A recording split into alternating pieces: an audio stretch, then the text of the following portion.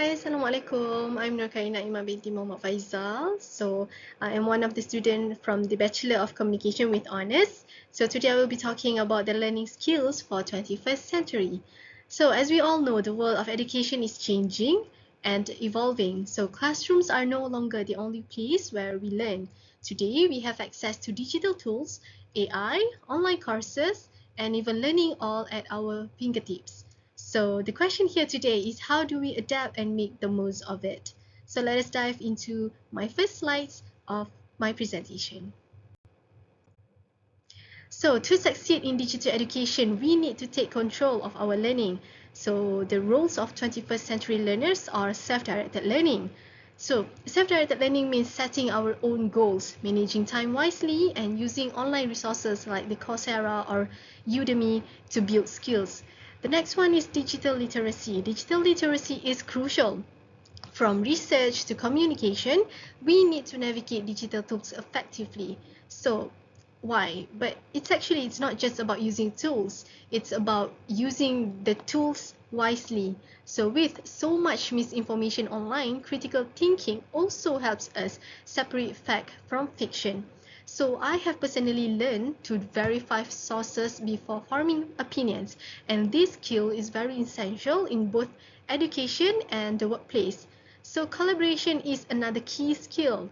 Why do I say that? Because whether it's group projects or virtual meetings, knowing how to communicate effectively, communicating online is just as important as face-to-face interactions. And finally, being an ethical digital citizen means practicing online safety, respecting copyright laws, and maintaining professionalism in digital spaces. So moving on to the next slides.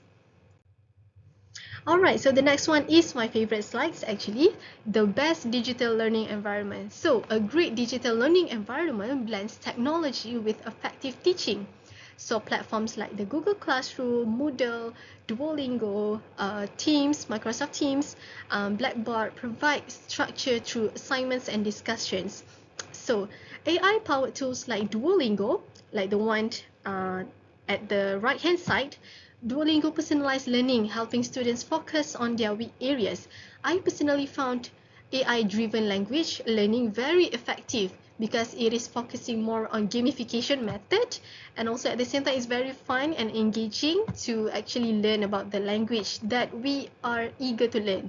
So in improving my vocabulary, as I love learning language, especially Korean and Mandarin.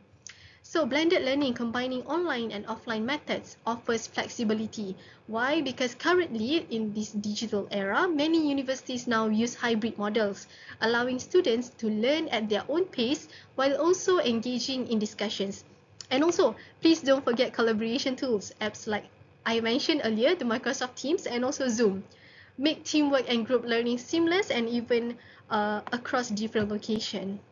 So it doesn't matter where you are, whether you are overseas, whether you are currently in Malaysia or Sabah Sarawak, you can always learn anything that you want if you have the internet connection.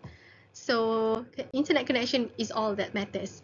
So the next one is growth mindset and adapting to new technologies. So a growth mindset means seeing challenges or new challenges as opportunities, not something to burden about.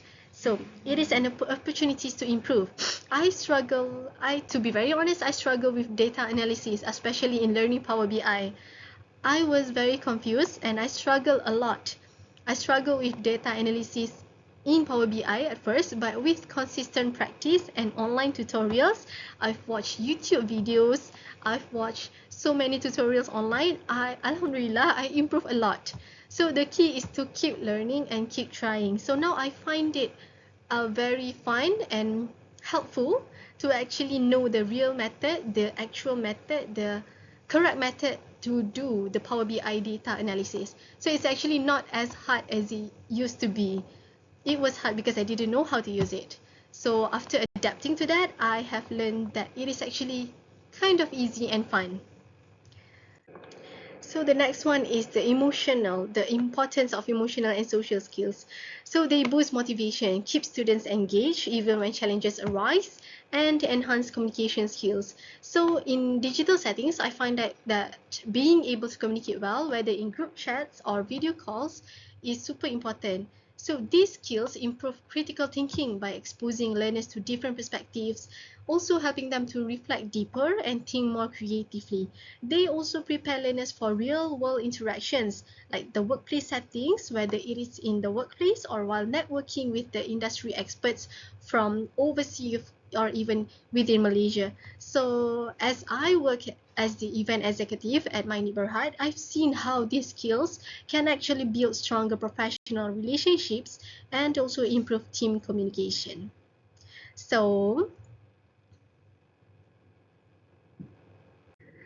So as we have come to an end of my presentation, I have concluded that the future of education is obviously digital. So as we all know, the AI has been evolving.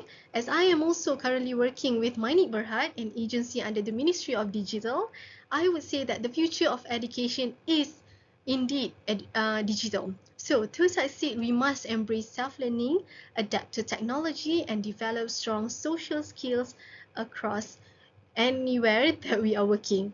So all I can say is we have to learn, adapt, and succeed. So I think that's all for my presentation today. Thank you very much, and I hope you enjoy my presentation. Bye bye and assalamualaikum.